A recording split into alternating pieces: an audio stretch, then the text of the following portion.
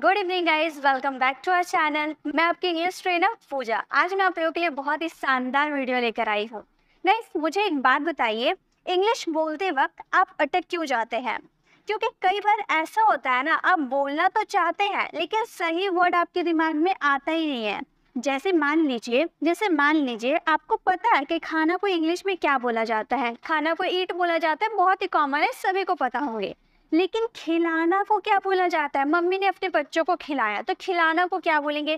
चलिए, खिलाना भी आपको पता है। लेकिन परोसना को क्या बोलेंगे? खाना परोसा जाता है, उसे इंग्लिश में क्या बोलेंगे? चलिए, वो भी हमें पता है। तो चबाना को क्या बोले?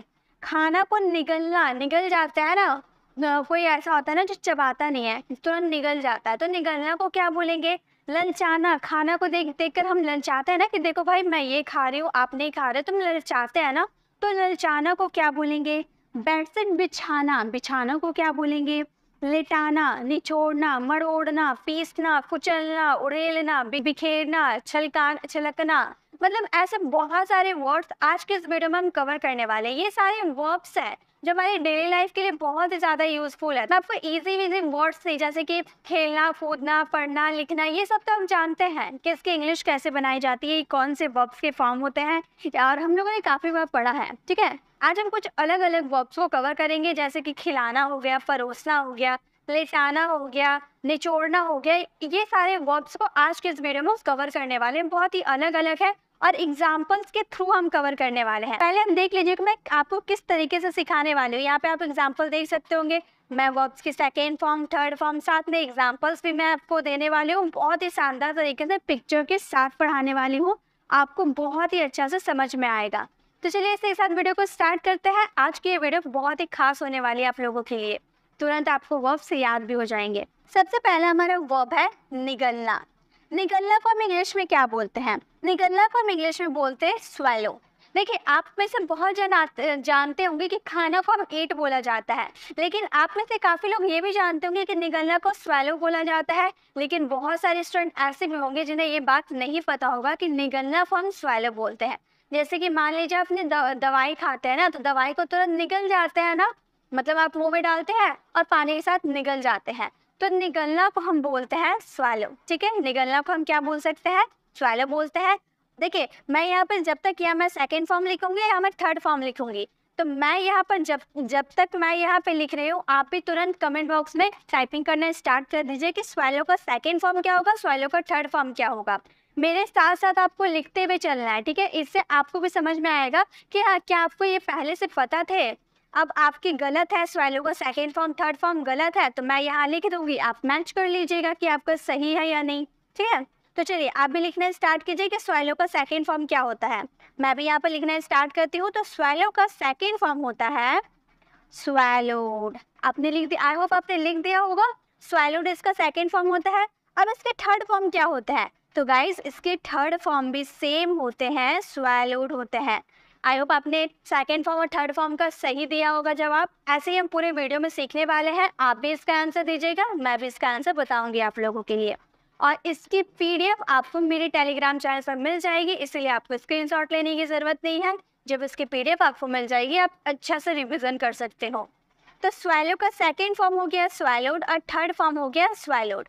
जैसे कि अब एग्जाम्पल हम देखते हैं, वो दवाई एक बार में निगल गया। अब यहाँ लड़का जो आपको दिख रहा है, किसी अदर पर्सन से बोल रहा है कि ये जो लड़का है ना, वो दवाई एक बार में निगल गया। तो इस सेंटेंसेस को हम क्या बोलेंगे? गया। गया यानी कि हमारा पास्ट फॉर्म हो गया। यानी कि पास्ट फॉर्म में जब हम पास्ट इंडेफिनिट के सेंटेंसेस बनाते हैं, तो वहाँ पर वर्ब का सेकेंड फॉर्म लगाते हैं। तो वर्ब का सेकेंड फॉर्म क्या है? स्वैलोड है। तो यहाँ पर हम स्वैलोड लिख देंगे। ही स्वैलोड द मेडिसिन। क्या निकल गया? मेडिसिन निकल गया। तो यहाँ पर हम मेडिसिन लिख देंगे एक बार में ही, यानी कि इन वन गो। तो हमारा सेंटेंस बन गया, he swallowed the medicine in one go. वह एक बार में ही दवाई निकल गया। आई होप आपको सीखने में मज़ा आ रहा होगा। अगर अच्छा लग रहा होगा तो लाइक ज़रूर किया कीजिए। अगर अभी आपने ज्वाइन किया है तो आप सभी को गुड इवनिंग। चलिए, इसी के साथ हम सेकेंड वर्ब को भी कवर करते हैं। तो हमारा फर्स्ट वर्ब हो गया कवर। सेकेंड वर्ब आपको भी मेरे साथ करते हुए जाना है। सेकेंड वर्ब है हमारा रटना। रटना को इंग्लिश में क्या बोलते हैं? देखिए, रटना मीन्स, मान लीजिए आपका ज्योग्राफी का एग्जाम है। अब आप क्या करोगे? ज्योग्राफी आपको याद नहीं हुआ है तो आप तो उसे रटोगे ना। रट्टा मारोगे कि भाई कल मेरा एग्जाम है तो आज पूरा रटना पड़ेगा, तो रटना को हम बोलते हैं क्रैम, रटना को बोलते हैं क्रैम। तो अब से आप कंफ्यूज मत होइएगा, अगर आपको रटना आएगा तो आप समझ जाइएगा कि वहाँ क्रैम होगा। चलिए इसका सेकेंड फॉर्म आप लिखना स्टार्ट कीजिए। क्रैम का सेकेंड फॉर्म होता है क्रैम्ड, ईडी लग जाता है और एम डबल एम बन जाता है, ठीक है, आपको सब ध्यान से देखना है। सेकेंड फॉर्म तो हम लोगों ने लिख दिया, थर्ड फॉर्म क्या होता है, थर्ड फॉर्म भी होता है crammed, cram crammed crammed. I hope आपने लिख दिया होगा। जैसे कि अगर एग्जाम्पल हम देखें, रटना बंद करो। अब ये बच्चा जो है बहुत रट रहा, भाई ज्योग्राफी का एग्जाम है, कैसे मैं करूँ, क्या करूँ, कुछ समझ नहीं आ रहा, तो उसने क्या किया, रटना स्टार्ट कर दिया।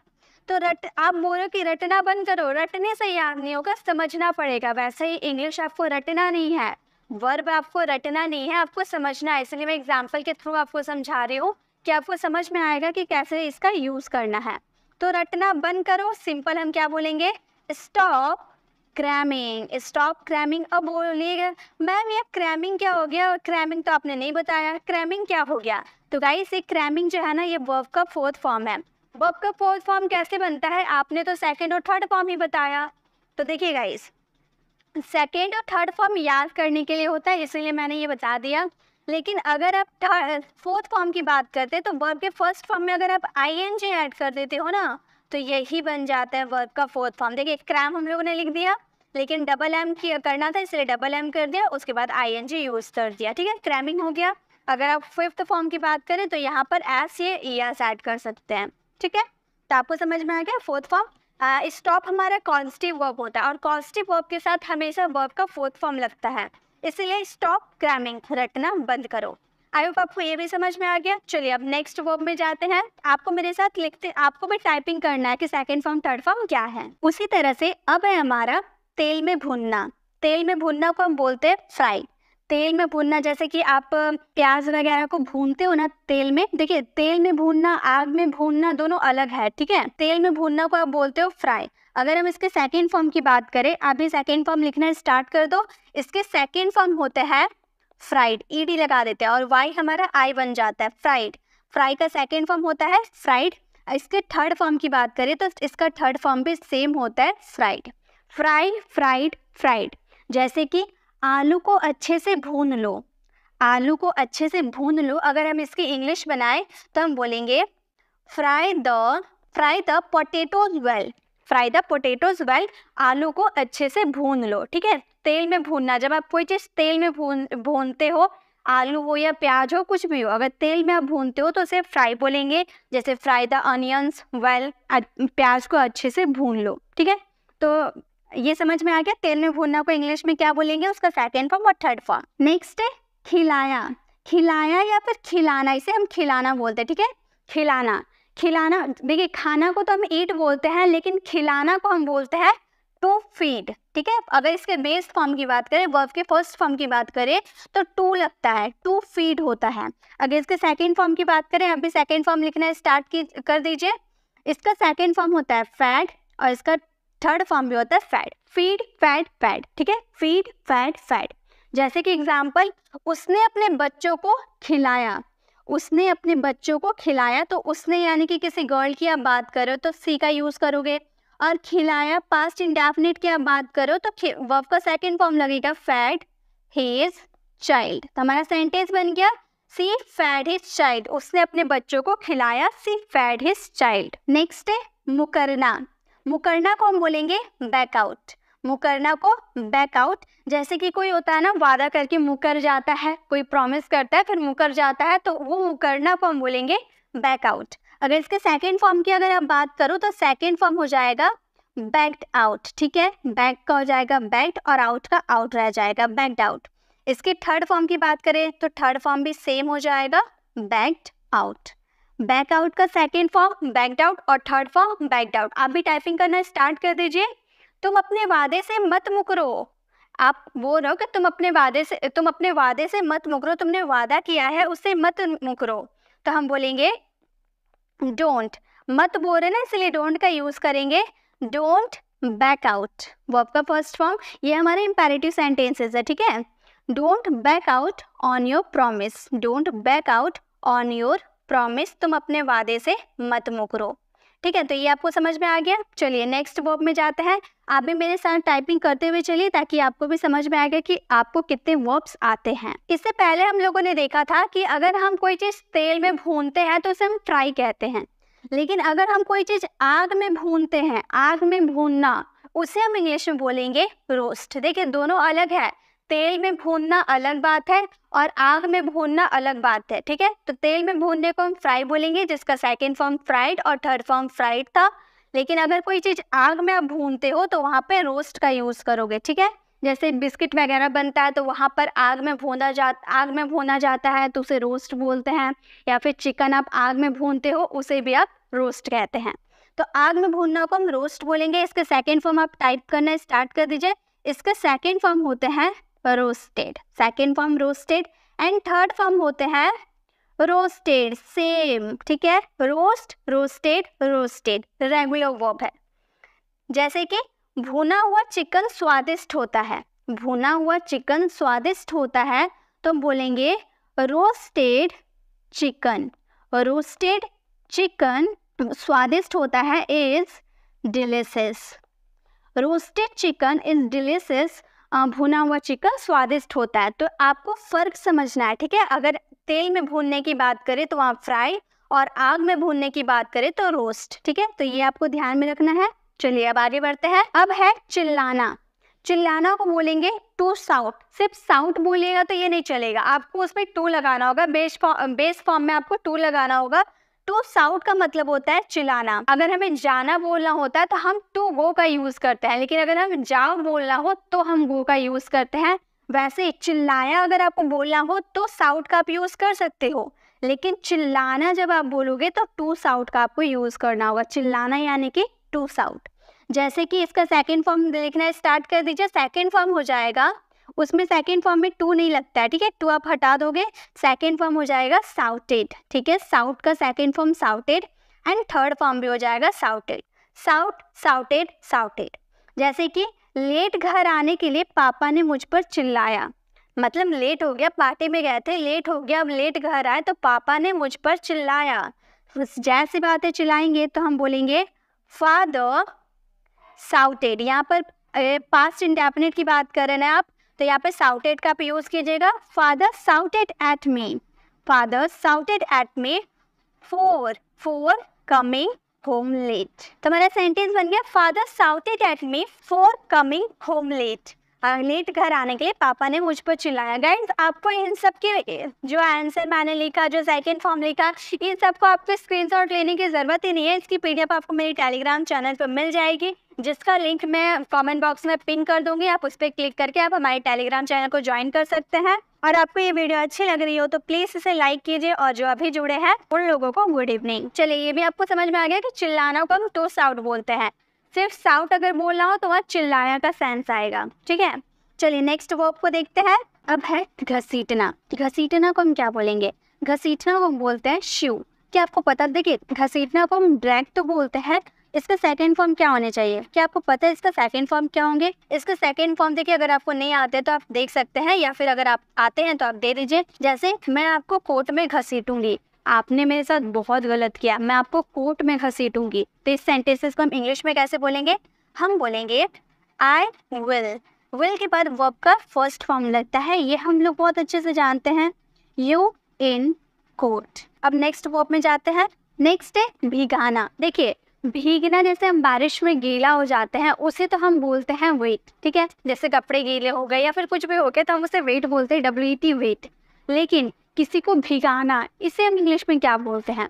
तो आप सीख लीजिए, भिगाना को बोलते ड्रेंच। भिगाना को बोलेंगे ड्रेंच। तो आज से आप कंफ्यूज मत होइएगा, वेट कोई वर्ब नहीं होता। अगर हम गीले के सेंस में वेट का यूज़ करते हैं तो ये कोई वर्ब नहीं होता है। वर्ब की बात करें तो ड्रेंच होता है। ठीक है, कोई एक्शन हो रहा है आपका सेंटेंस में भीगने का, तो उसके लिए आपको ड्रेंच का यूज़ करना है, ना कि वेट का। ठीक है, इसका सेकंड फॉर्म आप लिखना स्टार्ट कीजिए। इसका सेकंड फॉर्म हो जाता है ड्रेंच्ड, ED लग जाता है। ठीक है, और इसके थर्ड फॉर्म भी होते हैं ड्रेंच्ड, इसमें भी ED लग जाएगा। ड्रेंच्ड, ड्रेंच्ड, ड्रेंच्ड हो गया ना। नए नए वर्ड आपको सीखने को मिल रहा है, बहुत सारा आपको ग्रामर रूल भी सीखने को मिल रहा है। तो ये है ना बहुत इंपॉर्टेंट वाली वीडियो।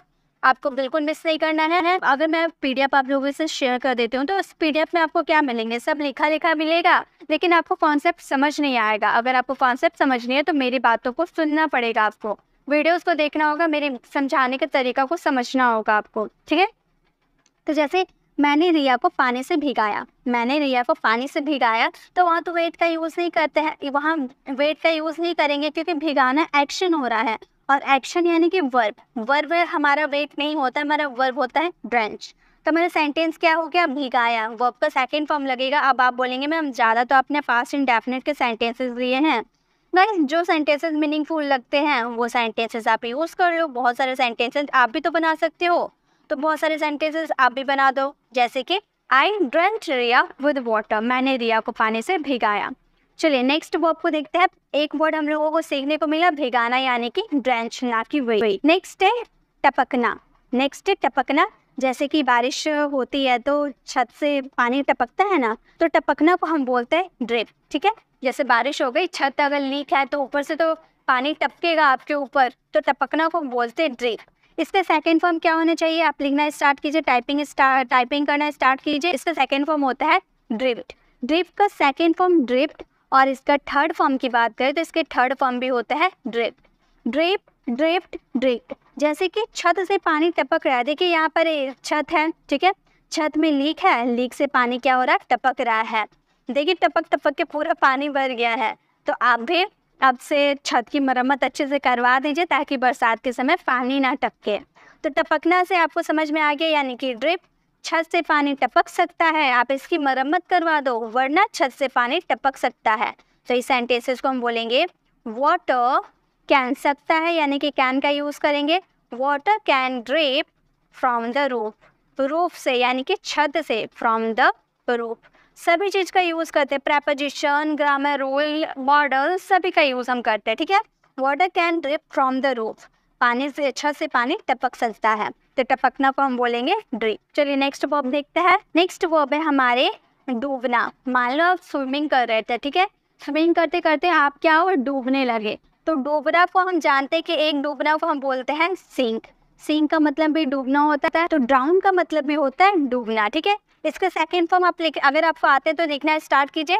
ड्राउन का सेकेंड फॉर्म की अगर आप बात करो तो सेकेंड फॉर्म हो जाता है ड्राउन। अगर आप मेरे साथ लिखते लिखते चलोगे ना तो आपको भी ये पता चलेगा कि आपको कितने वर्ब्स आते हैं, कितने वर्ब्स नहीं आते हैं। जो आते हैं उसे याद करने की ज़रूरत नहीं है, जो नहीं आते हैं उसे आप याद कर लीजिएगा, बहुत ही आसान हो जाएगा, आपकी प्रैक्टिस भी हो जाएगी वर्ब की। तो ड्राउन का सेकेंड फॉर्म होता है ड्राउंड। ड्राउंड अगर थर्ड फॉर्म की बात करें तो थर्ड फॉर्म भी हो जाता है ड्राउंड, ईडी लग जाता है, रेगुलर वर्ब है। ड्राउंड का सेकेंड फॉर्म ड्राउंड, ड्राउंड। वो लड़का तैरते समय नदी में डूब गया। अब नदी में वो तैर रहा था, अचानक क्या हुआ, डूब गया। तो इस सेंटेंसेस को बोलेंगे वह लड़का यानी कि दैट बॉय, दैट बॉय डूब गया। ये भी हमारे पास सिंपल का सेंटेंस है, तो ड्राउंड सेकेंड फॉर्म का यूज़ करेंगे, ठीक है। ड्राउंड इन द रिवर, कहाँ डूब गया, नदी में डूब गया ना, इन द रिवर। कब डूब गया, जब वो तैर रहा था, तैरते वक्त, यानी कि व्हाइल स्विमिंग। ये हम लोगों ने सीखा है, जब कोई काम करते वक्त दूसरा काम होने लगता है तो वहाँ पे व्हाइल का यूज़ किया जाता है वर्ब के फोर्थ फॉर्म के साथ। That boy drowned in the river while swimming. देखिए स्विमिंग भी आपका वर्ब का फोर्थ फॉर्म है और ये आपका वर्ब का सेकेंड फॉर्म है। तो एक आपको समझ में आया, स्विम, अगर आपको स्विम का यूज़ करना तो ये वर्ब का फर्स्ट फॉर्म होता है, इसका सेकेंड फॉर्म होता है स्वैम। देखिए मैं आपको नया नया वर्ड आपको सिखाते जा रही हूँ। इसके थर्ड फॉर्म की बात करें तो इसके थर्ड फॉर्म होते हैं स्वैम, फोर्थ फॉर्म हो जाता है स्विमिंग, डबल एम हो जाएगा, ठीक है, स्विमिंग, ठीक है, आपको समझ में आ गया। चलिए अब नेक्स्ट वर्ब में जाते हैं। अब हमारा वर्ब सेकना। सेकना को बोला जाता है बेक। जैसे रोटी वगैरह को आप सेकते हो ना तो उसे हम बोलते हैं बेक। तवे पे जो सेका जाता है बोलेंगे बेक। अगर इसके सेकेंड फॉर्म की बात करें तो सेकेंड फॉर्म हो जाता है बेक्ड, ईडी लग जाता है, ये भी रेगुलर वर्ब है। इसके थर्ड फॉर्म भी हो जाते हैं बेक्ड, बेक, बेक्ड, बेक्ड। जैसे रोटी को हल्का सा और सेक दो, कच्चे कच्चे लग रहे हैं जो रोटी, थोड़ा सा और सेक दो, तो सेक दो यानी कि बेक कर दो, तो बोलेंगे बेक द चपाती। चपाती यानी कि रोटी, ठीक है, रोटी को और सेकने की बात की जा रही है तो बोलेंगे बेक द चपाती। हल्का सा यानी कि लिटिल मोर। अगर हल्का सा की बात करें तो अ लिटिल मोर का यूज़ करेंगे। तो हमारा सेंटेंस हो गया बेक द चपाती और लिटिल मोर, रोटी को हल्का सा और सेक दो। तो ठीक है, तो सेकना को हम क्या बोलेंगे, बेक बोलेंगे। इसके second form bake, third form baked. चलिए नेक्स्ट जाते हैं। नेक्स्ट है नीचे झुकना। नीचे झुकना को बोलते हैं बो डाउन, बो डाउन। नीचे झुकना को हम बोलते हैं बो डाउन। अगर इसके सेकंड फॉर्म की बात करें, आप सेकंड फॉर्म लिखना स्टार्ट कर दीजिए अगर आपको आते हैं तो। बोलेंगे बोर्ड, ईडी लग जाएगा, बोर्ड डाउन।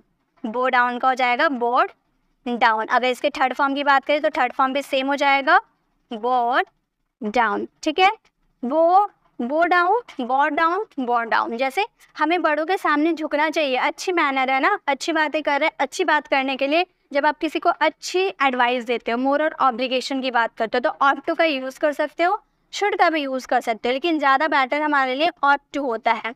ठीक है, तो यहाँ ऑट टू का यूज़ करें, मोरल ऑब्लिगेशन की बात करें, अच्छी बातें बता रहे हैं तो बोलेंगे we ought to bow down. Ought to के बाद वर्ब का फर्स्ट फॉर्म का यूज़ किया जाता है, बो डाउन बिफोर आवर एल्डर्स। अपने बड़ों के सामने अपने बड़ों के सामने झुकना चाहिए। We ought to bow down before our elders. तो नीचे झुकना आपको समझ में आ गया, नीचे झुकना को हम बोलते हैं बो डाउन। इसका सेकंड फॉर्म थर्ड फॉर्म भी हम लोग ने देख लिया। चलिए इसी के साथ नेक्स्ट वर्ब में चलते हैं। नेक्स्ट है फटना। फटना जैसे कि वो 12 फट जाता है, बम फट जाता है ना, तो उसे हम बोलते हैं बर्स्ट। क्या बोलते हैं, बर्स्ट। आर साइलेंट होता है। ठीक है, फटना को बोलते हैं बर्स्ट। इसके सेकंड फॉर्म क्या होते हैं, जल्दी से लिखना है, स्टार्ट कीजिए। कोई ईडी नहीं, कुछ नहीं, एकदम सेम उतर जाता है, यानी कि सेम होते हैं, बर्स्ट बर्स्ट बर्स्ट। ठीक है, बर्स्ट बर्स्ट बर्स्ट। जैसे मैंने गुब्बारे को फोड़ दिया, मैंने गुब्बारे को फोड़ दिया, तो हम बोलेंगे I burst the balloon. I burst the balloon, मैंने गुब्बारे को फोड़ दिया। तो फटना, फटना, बम फटना, गुब्बारा फटना, यानी कि बर्स्ट। ये समझ में आ गया। चलिए नेक्स्ट वर्ब में चलते हैं। नेक्स्ट वर्ब है हमारे बुझाना। बुझाना मीन्स होता है ब्लो आउट। जैसे फूंक मार के आप कोई चीज़ बुझाते हो ना, जैसे आपका बर्थडे रहता है तो आप कैंडल को बुझाते हो, तो बुझाते हो तो फूंक मारते हो ना, तो उसे हम बोलेंगे ब्लो आउट। ठीक है, ब्लो आउट यानी कि बुझाना। इसके सेकेंड फॉर्म आप टाइप करना स्टार्ट कीजिए। इसके सेकेंड फॉर्म क्या होने चाहिए, इसके सेकेंड फॉर्म होते हैं ब्लो आउट। इसके थर्ड फॉर्म क्या हो जाएंगे, थर्ड फॉर्म भी आप लिखना स्टार्ट कीजिए, blown out, blow out, blow out, blown out. ठीक है, जैसे कि आप एग्जांपल देख सकते हैं, मैंने मोमबत्ती को बुझाया, मैंने मोमबत्ती को बुझाया, मेरा बर्थडे है तो मैं तो मोमबत्ती को बुझाऊंगी ही। तो बुझाया पास्ट इंडेफिनिट का बात कर रहे हैं, यानी कि वर्ब का सेकंड फॉर्म का यूज़ करेंगे। वर्ब का सेकंड फॉर्म क्या है, blow out. I blow out the candle, I blow out the candle, मैंने मोमबत्ती को बुझाया। तो इस तरह से आप अगर वर्ब याद करते हैं ना, तो आप बहुत ही आसानी से वर्ब्स का यूज़ करना सीख जाओगे। तो आपको मेरे साथ टाइप करते हुए चलना है। आप टाइप करोगे तभी आपको पता चलेगा कि कितने वर्ब्स आते हैं और कितने वर्ब्स नहीं आते हैं। जो आते हैं वो अच्छी बात है, जो नहीं आते हैं वो आप उसे लर्न कर सकते हो। चलिए नेक्स्ट वर्ब देखते हैं। नेक्स्ट वर्ब है चुभाना। चुभाना यानी कि प्रिक। जैसे उंगली में हमारे सुई वगैरह या फिर कांटा वगैरह चुभ जाता है ना, तो चुभाना, चुभाना किसी को चुभाना, उसे हम बोलेंगे प्रिक। अगर मैंने मान लो मैं सुई लेकर गई आपकी उंगली में, मैंने छेद कर दिया, तो उसे हम बोलेंगे चुभाना, और चुभाना को इंग्लिश में हम बोलते हैं प्रिक। ठीक है, इसका सेकंड फॉर्म आप लिखना स्टार्ट कीजिए। इसका सेकंड फॉर्म हो जाते हैं प्रिक्ड, ईडी लग जाता है, रेगुलर वर्ब है। इसके थर्ड फॉर्म की बात करें तो इसके थर्ड फॉर्म भी होते हैं प्रिक्ड, ये भी इर्रेगुलर वर्ब है। प्रिक, प्रिक्ड, प्रिक्ड।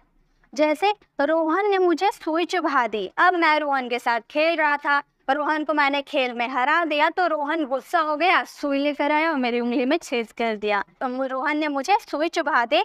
तो इस सेंटेंसेस को हम बोलेंगे, देखिए ये भी पास्ट इंडेफिनिट के सेंटेंस है। आप बोलिएगा कि मैम सारा तो आपने पास्ट इंडेफिनिट वाले सेंटेंसेस लिए हैं, तो उससे क्या दिक्कत है, आप खुद से अपना सेंटेंसेस को बना लो जो आपको सेंटेंसेस बनाने हैं। मैंने तो वर्ब्स बता दिए, आप वर्ब्स का यूज़ करके बहुत सारे सेंटेंसेस खुद से बना सकते हो। तो हमारे सेंटेंस बन गया, Rohan pricked me with a needle. Rohan ने मुझे सुई चुभा दी।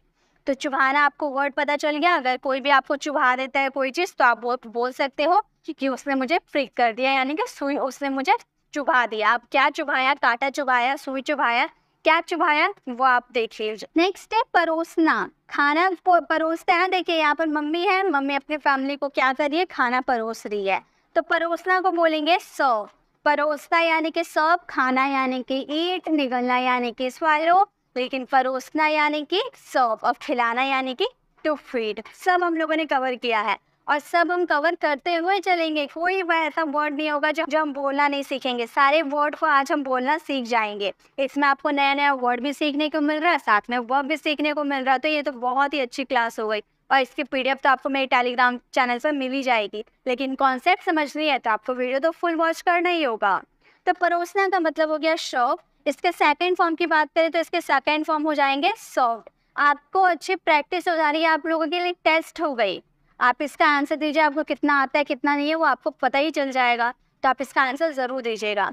इसके थर्ड फॉर्म हो गए सर्व्ड, ठीक है। ये भी रेगुलर वर्ब है, सर्व, सर्व्ड, सर्व्ड। जैसे खाना लगा दो, भूख लगी है भाई खाना लगा दो, तो हम क्या बोलेंगे, serve the food. Serve the food, खाना लगा दो, सर्व द फूड। बहुत भूख लगी है खाना लगा दो, सर्व द फूड। तो परोसना, लगाना या परोसना बात तो एक ही हो गया कि खाना परोस दो या खाना लगा दो, serve the food. Next verb देखते हैं। नेक्स्ट है ढूंढना। मान लो आप कोई गर्ल है, उसकी इयरिंग गिर गई या फिर आपका मोबाइल या प्रूफ हो गया तो आप उसे खोजोगे ना। तो खोजना या ढूंढना उसको हम क्या बोलेंगे, लुक फॉर। लुक फॉर भी बोल सकते हैं या सर्च भी बोल सकते हैं। दोनों का यूज़, दोनों में से किसी का भी यूज़ आप कर सकते हो, ठीक है। ढूंढना को हम लुक फॉर भी बोलते हैं और सर्च भी बोलते हैं। इसके सेकेंड फॉर्म की बात करें, लिखना स्टार्ट कीजिए। सेकेंड फॉर्म हो जाएगा लुक्ड फॉर, ठीक है, ईडी लग जाएगा। और इसके थर्ड फॉर्म भी हो जाएंगे लुक्ड फॉर। अगर हम सर्च की बात करें तो इसका सेकेंड फॉर्म हो जाता है सर्च्ड, ईडी लग जाता है और इसके थर्ड फॉर्म भी हो जाते हैं सर्च्ड। देखिए आपको एक्स्ट्रा वर्ड भी जानने को मिल रहा है। ढूंढने के लिए आप लुक फॉर का भी यूज़ कर सकते हो, सर्च का भी यूज़ कर सकते हो। जैसे आप क्या ढूंढ रहे हो, आपका क्या गुम हो गया है, आप क्यों क्या ढूंढ रहे हो, तो इसको हम बोलेंगे what are you. What are you looking for, what are you looking for. ये हमारा प्रेजेंट कॉन्टिन्यूअस का सेंटेंस था ना, और प्रेजेंट कॉन्टिन्यूअस वर्ब का फोर्थ फॉर्म का यूज़ किया जाता है। ये हम सभी बहुत अच्छे से जानते हैं। इसीलिए ये हमारा फर्स्ट फॉर्म हो गया, बेस फॉर्म। ये हमारा वर्ब का सेकेंड फॉर्म हो गया, ये हमारा वर्ब का थर्ड फॉर्म हो गया और ये हमारा वर्ब का फोर्थ फॉर्म हो गया, ठीक है। तो ये आपको समझ में आ गया। Look for, looked for, looked for, looking for. अगर सर्च की बात करें, सर्च, सर्च, सर्च और फोर्थ फॉर्म सर्चिंग होता है। चलिए नेक्स्ट देखें। नेक्स्ट है चबाना। चबाना को बोलते हैं च्यू। चबाना को बोलते हैं च्यू या चू, दोनों में से किसी का भी यूज़ कर सकते हो। आप इसे प्रोनाउंस कर सकते हैं चू या च्यू, दोनों में से आप कुछ भी बोल सकते हो, कोई दिक्कत नहीं है। चबाना यानी कि खाना जो चबाते हैं उसको हम बोलेंगे चू या फिर च्यू। इसका सेकेंड फॉर्म लिखना स्टार्ट कीजिए। इसका सेकेंड फॉर्म हो जाएगा च्यूड और थर्ड फॉर्म भी हो जाएगा च्यूड। Chew, chewed, chewed. जैसे इसका एग्जाम्पल है, खाना को अच्छे से चबाकर खाओ। आप टाइप कीजिए, देखिए आप टाइप नहीं कीजिएगा तो मुझे भी नहीं पता चलेगा कि आपको कितने वर्ब्स आते हैं और आपको भी नहीं पता चलेगा कि आपको कौन से वर्ब याद है, कौन से वर्ब नहीं याद है। क्योंकि कई बार ऐसा होता है ना कि हमें कोई चीज़ याद रहता है लेकिन एन मौका पे हम वो चीज़ भूल जाते हैं। जैसे मान लीजिए आपको पहले से पता है कि भाई चबाना को हम च्यू बोलते हैं, अब मैंने अचानक आपसे आके पूछ लिया तो बताओ कि चबाना को क्या बोलते हैं। आप उस समय अचानक कन्फ्यूज हो जाओगे कि भाई चबाना को क्या बोलता है, पूरा सोचने लगोगे क्या बोलता है क्या बोलता है, लेकिन आपको पता है कि चबाना को च्यू बोलते हैं। तो इसीलिए जानते हो ऐसा क्यों होता है, हम अचानक सडनली क्यों भूल जाते हैं, क्योंकि हम प्रैक्टिस नहीं करते हैं। और आज के वीडियो में आपकी बहुत ही अच्छी प्रैक्टिस हो जाने वाली है। तो आप मेरे साथ बोल कर, च्यू का सेकेंड फॉर्म क्या हो जाएगा, च्यू, च्यूड। आप मेरे से पहले टाइपिंग करना स्टार्ट कीजिए, बहुत अच्छे से आप टाइपिंग कर सकते हो। आप मुझसे पहले लिखना स्टार्ट कर दीजिए। चलिए इसके सेंटेंस को बनाते हैं। खाना को अच्छे से चबाकर खाओ, तो इस सेंटेंस को बोलेंगे chew the food well. Chew the food well, खाना को अच्छे से चबाकर खाओ, च्यू द फूड वेल। चलिए नेक्स्ट वर्ब को देखते हैं। ये वर्ब हमारा कंप्लीट हो गया, चबाना यानी कि च्यू। अब है पटकना। पटकना यानी कि कोई गर्ल को पटकना नहीं बोल रहा है, ठीक है। जैसे मान लो कचरा वाले गाड़ी जो आते हैं ना, तो उसमें हम लोग कचरा डालते हैं। उसके बाद वो गाड़ी कचरा को ले जाकर कहीं तो पटकता है, कहीं तो रखता है। तो रखना नहीं, वो तो पटक देता है, तो वो पटकना को हम बोलेंगे डंप। क्या बोलेंगे, डंप। पटकना यानी कि डंप, जैसे कि कचरा वगैरह पटक देते हैं तो उसे हम डंप बोलेंगे। इसका सेकेंड फॉर्म आप टाइप करना स्टार्ट कीजिए। सेकेंड फॉर्म क्या हो जाएगा, डंप्ड हो जाएगा, ईडी लग जाएगा, डंप्ड, डंप, डंप्ड, इसके थर्ड फॉर्म भी हो जाएंगे dump, dump, dump, dump, dump. जैसे कचरा को सही जगह पटको, अगर हम जहाँ तहाँ कचरा फेंक देंगे तो वो तो गलत बात है, बहुत गलत बात है। तो हम बोले कचरा को सही जगह पटको, तो हम बोलेंगे डम्प द, कचरा को हम वेस्ट भी बोल सकते हैं, थ्रैश भी बोल सकते हैं, ठीक है। Trash in the right place, सही जगह यानी कि राइट प्लेस। तो हमारा सेंटेंस बन गया dump the trash in the right place, कचरा को सही जगह पटको। तो पटकना को हम डंप बोलेंगे, जब हम कचरा वगैरह को पटकते हैं ना तो उसे हम डंप बोलेंगे। ये आपको वर्ड समझ में आ गया। मैंने यहाँ पिक्चर के थ्रू आप लोगों को इसलिए समझाया ताकि आपको और भी अच्छे से समझ में आए कि यहाँ पर देखिए कचरा पटका जा रहा है ना, तो आपको समझ में आ रहा है कि भाई क्या पटकने की बात की जा रही है, कचरा को पटकने की बात की जा रही है। तो पिक्चर मैंने इसीलिए दिया है ताकि आप उसे देख देख कर ये समझ पाओ कि किसका मतलब क्या होता है। चलिए नेक्स्ट देखते हैं। नेक्स्ट वर्ब है हमारे स्वीकार करना। स्वीकार करना का मतलब क्या होता है? देखिए एक तो स्वीकार करना का मतलब एक्सेप्ट करना है ना, लेकिन एक स्वीकार का मतलब होता है अप्रूव, ठीक है। अप्रूव यानी कि स्वीकार करना। जैसे कि इसका अगर सेकेंड फॉर्म की बात करें, आप भी टाइप करना स्टार्ट कर दीजिए कि इसका सेकेंड फॉर्म क्या होगा। गाइस जो लोग अभी जुड़े हैं उन सभी को गुड इवनिंग। आप वीडियो को लाइक कर दीजिए क्योंकि अभी तक हम लोगों ने बहुत सारे वर्ब्स को इसी तरह से कवर किया है और आई होप आपने सारे वर्ब्स का आंसर राइट दिया होगा। अगर आपने रॉन्ग भी दिया है तो आप उन सारे वर्ब्स को याद कर सकते हैं और जिस वर्ब का आंसर आपने राइट दिया है इसका मतलब वो वर्ब्स आपको आते हैं, तो आपकी वर्ब्स की बहुत ही अच्छी प्रैक्टिस हो रही है। तो अप्रूव का मतलब होता है स्वीकार करना। इसके सेकेंड फॉर्म आप टाइप करना स्टार्ट कर दीजिए। अप्रूव का सेकेंड फॉर्म होता है अप्रूव्ड। अप्रूव का सेकेंड फॉर्म होता है अप्रूव्ड। ये हमारा रेगुलर वर्ब है जिसमें ईडी का यूज़ करते हैं। इसके थर्ड फॉर्म भी होते हैं अप्रूव्ड। इसके थर्ड फॉर्म भी क्या होते हैं? अप्रूव्ड। अप्रूव, अप्रूव्ड, अप्रूव्ड, ठीक है। जैसे कि अगर हम सेंटेंस लेते हैं, मैं तुम्हारी प्रेमिका को स्वीकार नहीं करता। मैं तुम्हारी प्रेमिका को स्वीकार नहीं करता। स्वीकार करना यानी कि अप्रूव करना। तो इस सेंटेंसेस को हम कैसे बना सकते हैं? हम बोल सकते हैं आई डोंट। देखिए आप में से बहुत सारे स्टूडेंट ऐसे होंगे ना जिनको नहीं पता होगा कि अप्रूव का मतलब स्वीकार करना होता है। हाँ, क्योंकि हम आज तक पढ़ते आ रहे कि एक्सेप्ट का मतलब ही स्वीकार करना होता है, लेकिन गाइस अप्रूव का मतलब भी होता है स्वीकार करना। तो हमारा सेंटेंस हम क्या बोलेंगे? हम बोलेंगे I don't approve your girlfriend. I don't approve your girlfriend. मैं तुम्हारी गर्लफ्रेंड को स्वीकार नहीं करता, ठीक है। ये मेरा प्रेजेंट इंडेफिनिट का सेंटेंस था, इसीलिए नेगेटिव सेंटेंस है तो डोंट का यूज़ किए और वर्ब का फर्स्ट फॉर्म का यूज़ किए। I don't approve of your girlfriend. मैं तुम्हारी गर्लफ्रेंड को स्वीकार नहीं करता। तो स्वीकार करना यानी कि approve, second form approve, third form approve. चलिए नेक्स्ट वर्ब देखते हैं। नेक्स्ट वर्ब है बंद करना। बंद करना का मतलब होता है क्लोज। ये काफ़ी कॉमन है, आप में से काफ़ी स्टूडेंट को पता होगा। बंद करना का मतलब होता है क्लोज। इसके सेकेंड फॉर्म जल्दी से टाइप करना स्टार्ट कीजिए क्योंकि आप लोगों को तो पता है कि क्लोज का सेकेंड फॉर्म क्या होगा। क्लोज का सेकेंड फॉर्म हो जाता है क्लोज्ड एंड थर्ड फॉर्म हो जाता है closed. Close, close, closed, closed. जैसे एग्जाम्पल ले लो, दरवाज़ा बंद कर दो। देखिए यहाँ दरवाज़ा बंद हो रहा है, तो अगर आपको किसी को बोलना हो कि दरवाज़ा बंद कर दो, इम्पेरेटिव सेंटेंस आ गया। सोचे फर्स्ट किया, हम किसी को ऑर्डर देते हैं, कमांड देते हैं कि दरवाज़ा बंद कर दो, तो उस सेंटेंसेस में V1 प्लस ऑब्जेक्ट का यूज़ करना होता है। V1 यानी कि क्लोज। क्लोज का यूज़ करेंगे, हम बोलेंगे क्लोज द डोर। दरवाज़ा बंद कर दो, क्लोज द डोर। तो ये समझ में आ गया, दरवाज़ा बंद कर दो यानी कि क्लोज द डोर। अब हमारे बहस करना। बहस करना को हम बोलते हैं आर्ग्यू। बहस करना, जैसे बच्चे होते हैं ना बहुत बार बहस करने लगता है, तो बहस करने को हम बोलते हैं आर्ग्यू। अगर आप इसके सेकंड फॉर्म की बात करें, बहुत सारे स्टूडेंट को ये पता होगा कि आर्ग्यू का सेकंड और थर्ड फॉर्म क्या होता है, तो आप इसे टाइप करना स्टार्ट कर दीजिए।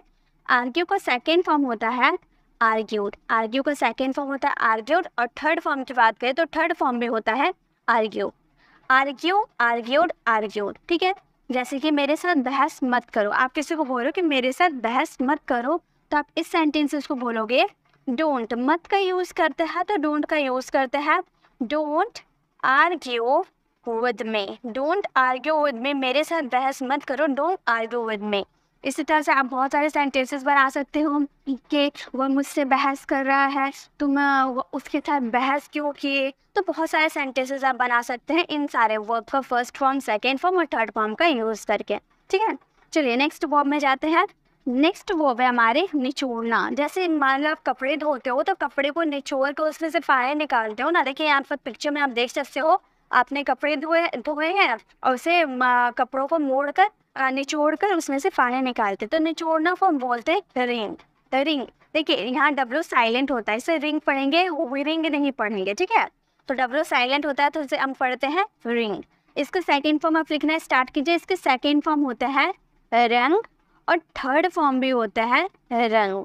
रिंग, रंग, रंग, रिंग, रंग, रंग। जैसे कि कपड़े निचोड़ दो, कपड़े धुल गए हैं, अब कपड़े को निचोड़ दो, मतलब उसमें पानी बच गया है, उसे निचोड़ कर पानी निकाल दो, तो निचोड़ दो यानी कि रिंग का यूज करेंगे वर्ब के फर्स्ट फॉर्म का। ये हमारे इम्पेरेटिव सेंटेंसेस ये हमारे imperative sentences way one plus object. तो रिंग द क्लोथ्स, कपड़े निचोड़ दो, रिंग द क्लोथ्स। रिंग का मतलब हो गया निचोड़ना। आप में से काफी स्टूडेंट को ये पता होगा कि निचोड़ना को हम रिंग बोलते हैं, लेकिन अगर सडन में आपसे ये पूछ लो ना, लेकिन सडनली अगर मैं आपसे पूछ लो कि बताओ तो निचोड़ना को क्या कहा जाता है, तो आप भूल जाओगे। अगर आपसे कोई भी सडन पूछ लेता है कि निचोड़ना को क्या बोलते हो, तो आप भूल जाओगे, क्योंकि हम इन सारे वर्ड का यूज अपनी डेली लाइफ से ज़्यादा नहीं करते हैं।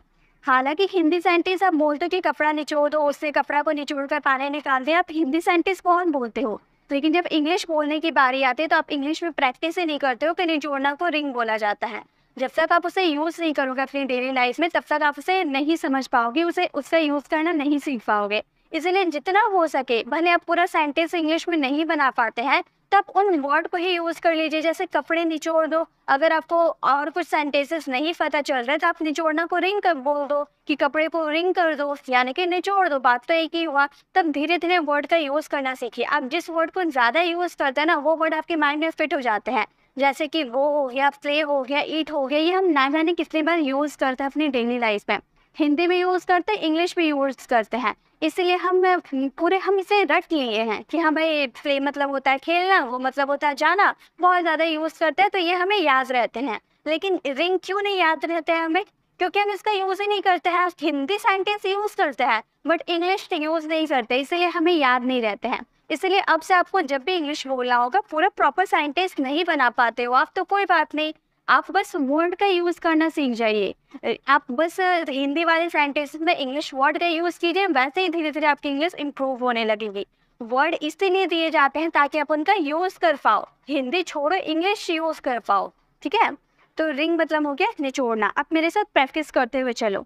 चलिए नेक्स्ट देखते हैं। नेक्स्ट है हमारा बनना। बनना, जैसे बनना को हम क्या बोलेंगे? बिकम। कुछ बन गया ना, टीचर बनना, डॉक्टर बनना, वकील बनना, जो भी बनना, तो बनना यानी कि बिकम। ये कोई खाना बनाने वाला बनना नहीं है, ठीक है, खाना बनाने वाला नहीं, वो अलग होता है। ये बनना, जब आप कुछ बन जाते हो, टीचर बन जाते हो, डॉक्टर बन जाते हो, तो वो बनना को हम बोलते हैं बिकम। इसके सेकेंड फॉर्म की बात करते हैं, इसके सेकेंड फॉर्म होता है बिकैम। कम का कैम होता है ना, इसलिए बिकम का भी बिकैम हो जाता है, ए लग जाता है, ठीक है, वॉवल चेंज हो जाता है। यहाँ ओ है ना, सेकेंड फॉर्म में ए बन जाता है। लेकिन थर्ड फॉर्म जब हम करने जाते हैं तो थर्ड फॉर्म फर्स्ट फॉर्म के जैसा ही लगता है। Become, became, become, become, became, become, ठीक है। जैसे मैं एक टीचर बनना चाहती हूँ, इस सेंटेंसेस को चाहती हूँ यानी कि आप अपनी इच्छा बता रहे हो, वांट का यूज़ करेंगे। I want to become. Want to के बाद हमेशा वर्ब के फर्स्ट फॉर्म का यूज़ किया जाता है, ठीक है, वर्ब के फर्स्ट फॉर्म का यूज़ कर दिए और टीचर। तो हमारा सेंटेंस क्या फ्रेम होगा? I want to become a teacher. मैं एक टीचर बनना चाहती हूँ, मैं एक डॉक्टर बनना चाहता हूँ, I want to become a doctor, I want to become a lawyer, ठीक है। इस तरह से आप बहुत सारे सेंटेंस बना सकते हो जो आप बनना चाहते हो, ठीक है। चलिए नेक्स्ट अब वर्ब देखते हैं। नेक्स्ट है झाड़ू लगाना। झाड़ू लगाना को बोलते हैं टू स्वीप। स्वीप सिर्फ आप नहीं बोल सकते, टू स्वीप बोलिएगा, ठीक है, टू लगेगा, ठीक है, टू बेस फॉर्म में झाड़ू लगाना फॉर्म बोलते हैं टू स्वीप। इसका सेकंड फॉर्म आप लिखना स्टार्ट कीजिए। सेकंड फॉर्म में टू नहीं लगता है, डायरेक्ट हो जाता है swapped. Sweep, swapped, swapped, sweep, swapped, swapped, to sweep, swapped, swapped. घर में झाड़ू लगा दो, आपने बोला घर में झाड़ू लगा दो, तो आप क्या बोलोगे? Sweep the house. Sweep the house, घर में झाड़ू लगा दो, स्वीप द हाउस। तो मतलब झाड़ू लगाना को हम क्या बोलेंगे? स्वीप। ये तो बहुत बार हम यूज़ करते हैं, घर में तो दिन रात सुबह भी झाड़ू लगते हैं, शाम को भी झाड़ू लगता है, तो झाड़ू लगाना को हम क्या बोलेंगे? तो स्वीप बोलेंगे। उसका सेकेंड फॉर्म हो जाएगा स्वीप्ड, उसका थर्ड फॉर्म भी हो जाएगा स्वीप्ड। जो जब भी आपको इंग्लिश सेंटेंसेस बनाने होंगे तो आप इनका यूज़ कर सकते हो। चलिए नेक्स्ट वर्ब देखते हैं। नेक्स्ट वर्ब है खोलना। खोलना यानी कि ओपन, खोलना यानी कि दरवाजा खोलना। ओके, खोलना यानी कि दरवाजा खोलना, तो खोलना को हम क्या बोलेंगे? ओपन बोलेंगे। इसका सेकेंड फॉर्म आप लिखना स्टार्ट कर दीजिए। इसका सेकेंड फॉर्म क्या होगा? इसका सेकेंड फॉर्म हो जाता है ओपेंड। देखिए ये रेगुलर वर्ब है, ईडी लगता है। आप भी टाइप करना स्टार्ट कीजिए, जरूरी नहीं कि मेरा देखकर आप लिखोगे, आपको आता है तो आप फटाफट लिख दो, ठीक है। तो ओपन का सेकेंड फॉर्म हो जाता है ओपेंड। इसके अगर थर्ड फॉर्म की बात करें तो थर्ड फॉर्म भी हो जाता है ओपेंड। Open, opened, opened. जैसे हमारे सेंटेंस देख लेते हैं, दरवाजा खोल दो हवा आ जाएगी। भाई रूम में बहुत गर्मी लग रही है, दरवाजा खोल दो हवा आ जाएगी। तो इस सेंटेंसेस को हम बोलेंगे दरवाजा खोल दो यानी कि open the door. Open the door, दरवाजा खोल दो हवा आ जाएगी। इस सेंटेंसेस को हम बनाएंगे the air will come. The air will come, हवा आ जाएगी। ओपन द डोर ना, open the door, the air will come, दरवाजा खोल दो हवा आ जाएगी। तो खोलना यानी कि ओपन। आप ओपन को बहुत ही ज़्यादा अपनी रेगुलर लाइफ में यूज़ करते हैं तो आपको इसकी इंग्लिश पता होगी कि खोलना को हम ओपन बोलते हैं, ठीक है। गाइस अगर आपको वीडियो अच्छी लगी है तो प्लीज़ लाइक कीजिए, क्योंकि आप लोगों की लाइक से हमें मोटिवेशन मिलती है और पता चलता है कि आपको वीडियोस कैसे लगती है। और इसे शेयर ज़रूर कीजिएगा अपने फ्रेंड्स के साथ, ताकि वो भी इतने अच्छे तरीके से सीख पाए। आपको बस मेरे साथ कॉन्सेंट्रेट होकर देखना है, पढ़ना है कि मैं क्या बताने की कोशिश कर रही हूँ, कैसे समझा रही हूँ, बस आपको समझना है। स्क्रीनशॉट लेने की ज़रूरत नहीं है। इसकी PDF जब मिलेगी तब आप उसमें से रिविज़न कर सकते हो। अब है पहुँचना। पहुँचना को बोला जाता है अराइव। पहुँचना, जैसे कि ट्रेन इतने बजे पहुँची, मैं आपके घर पहुँच रहा हूँ, तो पहुँचना यानी कि अराइव। इसका सेकेंड फॉर्म आप लिखना स्टार्ट कीजिए, बहुत ईजी है, आप में से काफ़ी स्टूडेंट को ये पता होगा। सेकेंड फॉर्म हो जाती है अराइव। अराइव का सेकेंड फॉर्म अराइव। इसके थर्ड फॉर्म की बात करें तो थर्ड फॉर्म भी होते हैं अराइव। अराइव, अराइव, अराइव, ठीक है। जैसे एग्जाम्पल देखिए, मैं घर पहुंच गया हूँ। अब मान लीजिए आप किसी के घर में 2-3 दिन से रुके हुए थे, अब उसके घर से निकल के आप अपने घर आ गए। तो आप जब उसके घर से निकल रहे थे तो उसने बोला था कि घर पहुँच के मुझे कॉल कर देना। अब आप घर पहुँच गए तो आप उसे कॉल करके आप बोल रहे हो कि मैं घर पहुँच गया हूँ, आप टेंशन मत लीजिए, मैं अच्छे से घर पहुंच गया हूँ। तो ऐसा भी सेंटेंस तो बहुत यूज़ करते होंगे आप अपनी डेली लाइफ में, तो बहुत ही ज़्यादा इसका यूज़ करता है कि मैं घर पहुंच गया हूँ। तो आप इस सेंटेंसेस को बोल सकते हो आई हैव अराइव्ड, वर्ब का थर्ड फॉर्म। जब आप कोई काम कंप्लीट कर चुके होते हैं तो उसमें हैव से के साथ वर्ब के थर्ड फॉर्म का यूज़ किया जाता है home. I have arrived home, मैं घर पहुँच गया हूँ, ये वर्ब का क्या है? थर्ड फॉर्म है, ठीक है। चलिए नेक्स्ट वर्ब में जाते हैं। नेक्स्ट वर्ब है मोड़ना, ठीक है। मोड़ना या मुड़ना, बात देखिए, मोड़ना या मुड़ना, उसको हम बोलेंगे बैंड। मोड़ना या मुड़ना को हम बोलेंगे बैंड। अगर आपको नहीं आते हैं तो मैं यहाँ बता देती हूँ, आप उसे कमेंट बॉक्स में अगर आपको आते हैं तो कमेंट बॉक्स में टाइप करना स्टार्ट कर दीजिए। बैंड का सेकेंड फॉर्म होते हैं बैंड, ठीक है, बैंड हो जाते हैं। बैंड का सेकेंड फॉर्म बैंड हो जाते हैं, इसके थर्ड फॉर्म भी हो जाते हैं बैंड। Band, band, band. जैसे उसने आसानी से लोहे के रॉड को मोड़ दिया, बड़ा शक्तिशाली है भाई, उसने आसानी से लोहे के रॉड को मोड़ दिया, मतलब काफ़ी ज़्यादा पावरफुल होगा, है ना। तो मोड़ना यानी कि बैंड करना, तो हम बोलेंगे ही। और मोड़ दिया, पास्ट सिंपल की बात करो तो वर्ब का सेकेंड फॉर्म का यूज़ करेंगे। ही बैंड द, लोहे की रॉड ना यानी कि आयरन रॉड, ईजिली, आसानी से, यानी कि ईजिली। तो हमारा सेंटेंस बन गया he bend the iron rod easily. He bend the iron rod easily, वह आसानी से रोड को मोड़ दिया। नेक्स्ट है टालना। टालना, जैसे कि बॉस ने आपको कोई काम करने को दिया, अब आप उस काम को टाल रहे हो तो बॉस तो पूरा गुस्सा होगा ना, तो टालना को हम बोलते हैं अवॉइड।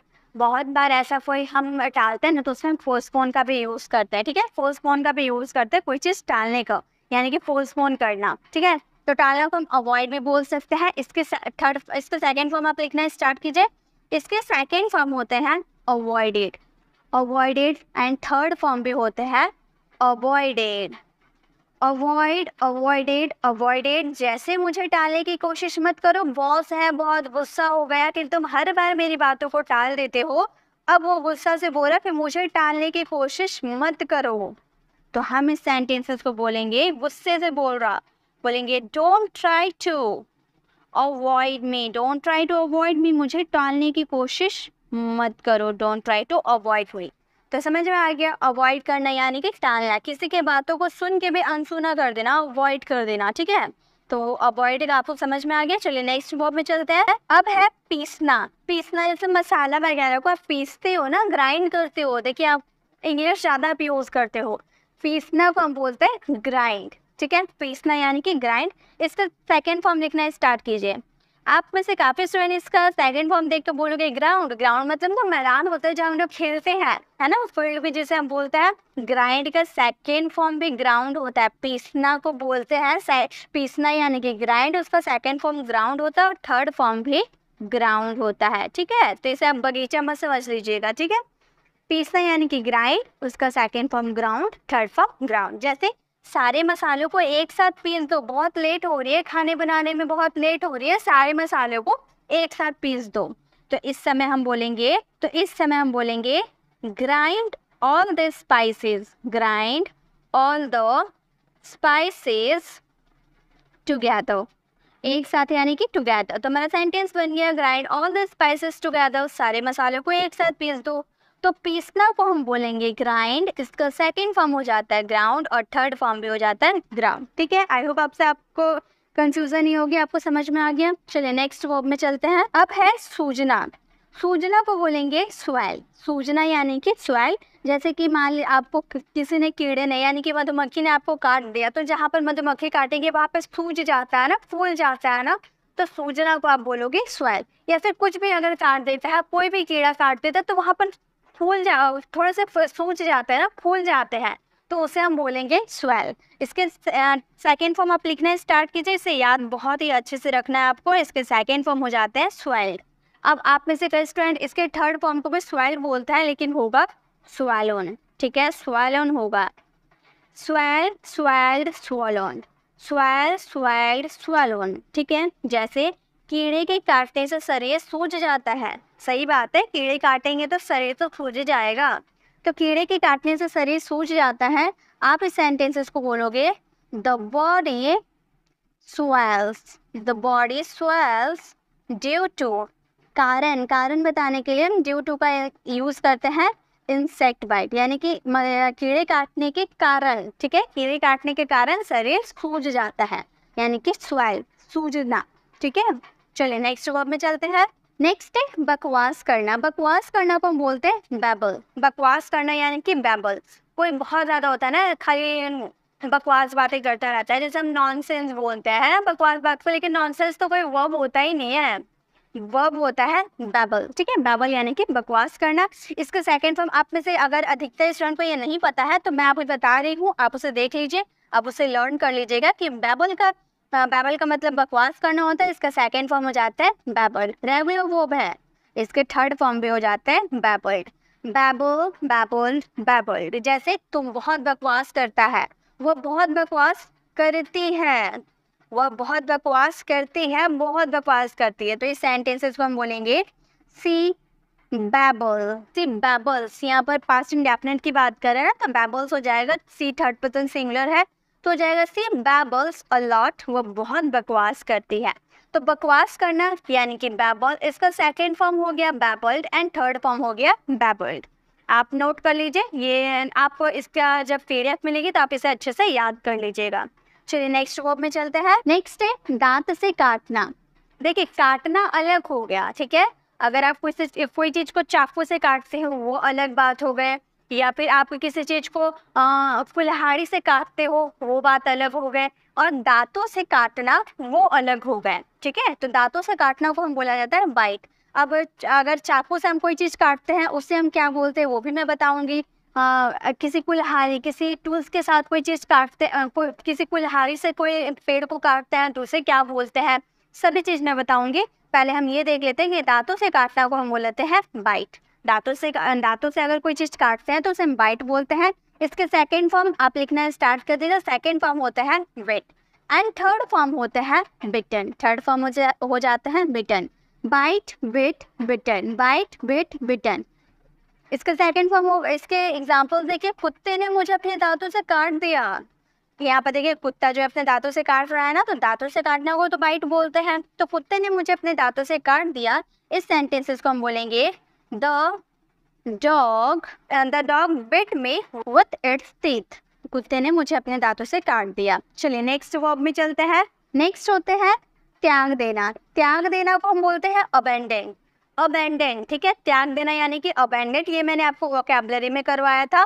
त्याग देना को हम बोलते हैं अबेंडेड। इसके सेकंड फॉर्म क्या होता है? इसके सेकंड फॉर्म अगर आपको आते हैं तो लिखना स्टार्ट कर दीजिए। इसके सेकंड फॉर्म हो जाते हैं अबेंडेंड, अबेंडेंड। और इसके थर्ड फॉर्म भी हो जाते हैं abandoned, abandon, abundant, abandoned, abandon, abundant, abandoned. जैसे उसने मुझे छोड़ दिया, उसने मुझे छोड़ दिया, तो हम इस सेंटेंसेस को बोलेंगे ही अबेंडेंड मी। सी अबेंडेंड भी, उसने मुझे छोड़ दिया, ठीक है। चलिए नेक्स्ट वर्ब में चलते हैं। नेक्स्ट है संबोधित करना, यानी कि किसी को एड्रेस करना, संबोधित करना, ठीक है। एड्रेस का मतलब होता है संबोधित करना। इसका सेकंड फॉर्म लिखना स्टार्ट कीजिए। इसका सेकंड फॉर्म होता है एड्रेस्ड। इसका सेकंड फॉर्म हो जाता है एड्रेस, ये भी रेगुलर वर्ब है। इसके थर्ड फॉर्म की बात करें तो इसके थर्ड फॉर्म भी होता है एड्रेस्ड। आप में से काफ़ी स्टूडेंट के माइंड में क्वेश्चन आ रहे होंगे कि मैम आपने तो ज़्यादातर रेगुलर वर्ब करवाया है, इरेगुलर वर्ब थोड़ी बहुत है। तो गाइस मैं आपकी कंफ्यूजन को दूर कर दूं कि आप स्पोकन इंग्लिश में जो भी इंग्लिश बोलते हो ना, ज़्यादातर आप रेगुलर वर्ब का ही यूज़ करते हो। आप जो इंग्लिश बोलते हो उसमें सबसे ज़्यादा यूज़ हमारे रेगुलर वर्ब के ही होते हैं, इसीलिए मैंने आपको ज़्यादातर रेगुलर वर्ब सिखाया है। हाँ, रेगुलर वर्ब का यूज़ होता है, लेकिन जो यूज़ होता है वो मैंने आपको बताया है, आप उसे याद कर सकते हैं अगर आपको नहीं आते हैं तो। एड्रेस का मतलब होता है संबोधित करना, एड्रेस्ड, एड्रेस्ड। इसके सेंटेंस बनाते हैं, उन्होंने दर्शकों को संबोधित किया, मतलब उसने ऐसा बात बोलकर उसने संबोधित किया दर्शकों को। तो इस सेंटेंसेस को बोलेंगे he addressed, he addressed the audience, he addressed the audience. उसने ऑडियंस को एड्रेस किया, मतलब संबोधित किया, ठीक है। ही एड्रेस्ड द ऑडियंस, उन्होंने दर्शकों को संबोधित किया। चलिए नेक्स्ट वर्ब को देखते हैं। अब है आरोप लगाना। आरोप लगाना, किसी के ऊपर आरोप लगाना, ये ज़्यादातर स्टूडेंट को नहीं पता होगा। तो आरोप लगाना को हम बोलते हैं अलेंस। आरोप लगाना को बोलेंगे अलेंस। इसके सेकंड फॉर्म आप अगर नहीं आते हैं तो आप देख सकते हैं, अगर आते हैं तो आप इसका सेकंड फॉर्म लिखना स्टार्ट कर दीजिए। होता है अलेंस्ड। अलेंस्ड के सेकंड फॉर्म हो जाते हैं अलेंस्ड, इसके थर्ड फॉर्म हो जाते हैं अलेंस्ड, ठीक है। अलेंज, अलेंस्ड, अलेंस्ड। जैसे हमारा फर्स्ट सेंटेंस है, वकील ने उसके पिता पर आरोप लगाया। वकील ने उसके पिता पर आरोप लगाया, तो इस सेंटेंसेस को बोलेंगे the lawyer alleged, the lawyer alleged his father, the lawyer alleged his father. वकील ने उसके पिता पे आरोप लगाया। तो आपको न्यू वर्ड अगर आपको नहीं आता है तो ये आप लोगों के लिए न्यू वर्ड है। आरोप लगाना को हम बोलते हैं अलेज, इसकी प्रोनाउंसिएशन की जाती है अलेज, ठीक है, अलेज। चलिए नेक्स्ट वर्ब को देखते हैं। नेक्स्ट वर्ब है प्रशंसा करना। प्रशंसा करना को बोलते हैं एडमायर। प्रशंसा करना को बोलते हैं एडमायर। किसी की प्रशंसा करना, आप लोगों को पता होगा कि एडमायर को प्रशंसा करना कहा जाता है। इसका सेकंड फॉर्म आप लिखना स्टार्ट कीजिए। इसका सेकंड फॉर्म होते हैं एडमायर्ड। एडमायर के सेकंड फॉर्म हो जाते हैं एडमायर्ड। इसके थर्ड फॉर्म की बात करें तो इसके थर्ड फॉर्म भी होते हैं एडमायर्ड। तो हमारा सेंटेंस हो गया एडमायर, एडमायर्ड, एडमायर्ड। जैसे मैं तुम्हारे प्रयासों की प्रशंसा करता हूँ। ये बॉस है, अब एम्प्लॉय जो था वो बहुत ही अच्छा काम किया, बहुत अच्छा काम किया। अब बॉस खुश होकर बोल रहा है कि मैं तुम्हारे प्रयासों की प्रशंसा करता हूँ। तो इस सेंटेंसेस को वो इंग्लिश में बोल सकता है I admire your efforts, I admire your efforts. मैं तुम्हारे एफर्ट्स यानी कि प्रयासों की प्रशंसा करता हूँ, एडमायर करता हूँ। तो प्रशंसा करना को हम क्या बोलेंगे? एडमायर बोलेंगे। चलिए नेक्स्ट वर्ब को देखते हैं। नेक्स्ट है चोट लगना। ठीक है, चोट लगना या फिर दिल दुखाना। चोट लगना या दिल दुखाना को हम क्या बोलते हैं? हम चोट लगना या दिल दुखाना को हर्ट बोलते हैं। ठीक है, अगर आपका हिंदी वाले सेंटेंस दिल दुखाना हो या चोट लगाना, दोनों में से कोई सा भी हो, उसके लिए इंग्लिश वर्ड हर्ट का यूज़ किया जाता है। इसका सेकेंड फॉर्म आई होप आपको पता होंगे, बहुत ईजी है क्योंकि इसका सेकेंड फॉर्म भी सेम होता है और थर्ड फॉर्म भी सेम होता है। हर्ट, हर्ट, हर्ट, इसमें एडी लगाने की ज़रूरत नहीं है। हर्ट, हर्ट, हर्ट, दिल दुखाने या चोट पहुंचाने का first form hurt, second form भी हर्ट, थर्ड फॉर्म भी हर्ट। जैसे उसका दिल मत दुखाओ या फिर उसे चोट मत पहुंचाओ, तो हम इस सेंटेंसेस को बोल सकते हैं don't hurt him, don't hurt him, उसे चोट मत पहुंचाओ। ठीक है, या फिर ये जो लड़का है इस लड़की को चोट पहुंचा रहा है, तो हम बोल सकते हैं ना don't hurt he, don't hurt her, उसे चोट मत पहुंचाओ। ठीक है, चलो नेक्स्ट वर्ब देखते हैं। नेक्स्ट वर्ब है विश्लेषण करना। विश्लेषण करना यानी कि किसी को अस्पष्ट तरीके से बताना, उसे हम बोलेंगे एनालाइज। एनालाइज, विश्लेषण करना यानी कि एनालाइज। इसके सेकंड फॉर्म आप लिखना है, स्टार्ट कीजिए। इसका सेकंड फॉर्म हो जाते हैं एनालाइज्ड, ईडी लग जाते हैं, एनालाइज्ड। इसके थर्ड फॉर्म भी होते हैं एनालाइज्ड। तो हमारे सेकंड और थर्ड फॉर्म सेम होते हैं, एनालाइज, एनालाइज्ड, एनालाइज्ड। जैसे उन्होंने स्थिति का विश्लेषण किया, मतलब क्या सिचुएशन थी उसका विश्लेषण किया, उसे एनालाइज किया। तो इसके इंग्लिश हम बनाएंगे ही किया, यानी कि पास्ट सिंपल का सेंटेंस है तो वर्ब का सेकंड फॉर्म लगाएंगे, जाहिर सी बात है। तो हम बोलेंगे he analysed the situation. He analyse the situation, उन्होंने स्थिति का विश्लेषण किया, उसे स्पष्ट तरीके से बताया। ठीक है, तो एनालाइज, विश्लेषण करना यानी कि एनालाइज। चलिए नेक्स्ट वर्ब को देखते हैं। नेक्स्ट वर्ब है दर्द होना। दर्द होना को हम बोलते हैं पेन। दर्द होना यानी कि पेन, ये लिखने वाला पेन नहीं, ठीक है, पेन।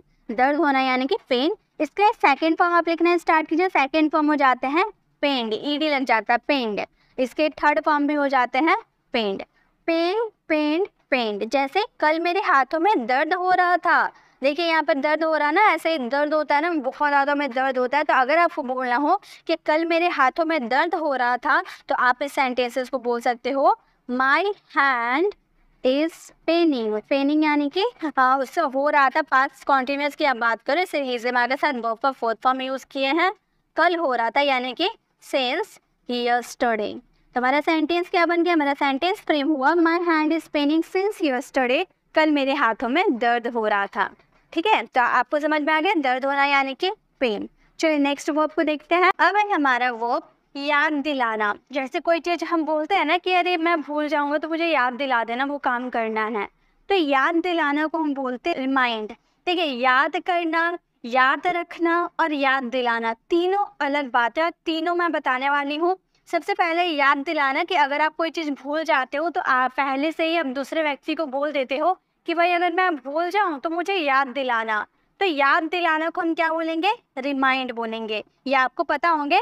तो चलो इसके सेकंड फॉर्म आप लिखना स्टार्ट कीजिए। इसका सेकंड फॉर्म क्या हो जाएंगे, रिमाइंड का सेकंड फॉर्म हो जाते हैं रिमाइंडेड। रिमाइंडेड हो जाते हैं। इंग्लिश ग्रामर में अधिकतर, मान लो अगर 100% आपको सीखना है वर्ब, तो 99% आपको रेगुलर वर्ब ही मिलेंगे, 1% आपको इरेगुलर वर्ब मिलेंगे। यानी कि ये रेगुलर वर्ब का यूज़ बहुत ही कम किया जाता है, ज़्यादातर हम रेगुलर वर्ब का ही यूज़ करते हैं। पहला है रिमाइंड, रिमाइंड का सेकंड फॉर्म हो गया रिमाइंडेड। इसके थर्ड फॉर्म क्या हो जाएंगे, लिखना स्टार्ट कीजिए। इसका सेकंड फॉर्म, इसके थर्ड फॉर्म पे हो जाएंगे रिमाइंडेड। Remind, reminded, reminded. जैसे तुम मुझे मेरे भाई की याद दिलाते हो।